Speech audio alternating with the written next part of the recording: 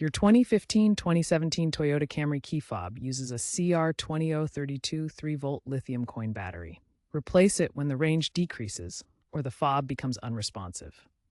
You'll need a small flathead screwdriver or a coin. First, locate the small slot or seam on the side of the fob. Gently pry it open. Note the battery's polarity before removing the old battery. The positive side should face up as indicated inside the fob. Insert the new CR2032 battery in the same orientation. Finally, snap the fob back together securely. No reprogramming is typically needed, but consult your owner's manual if issues arise. Always work on a non-conductive surface to prevent static discharge. If your fob doesn't work after battery replacement, double-check the battery polarity and ensure it's a fresh CR2032. If problems persist, try resyncing the fob by cycling the ignition.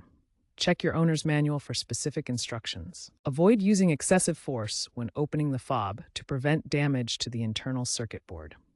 Dealership replacement can be costly. Looking ahead, key fobs are evolving.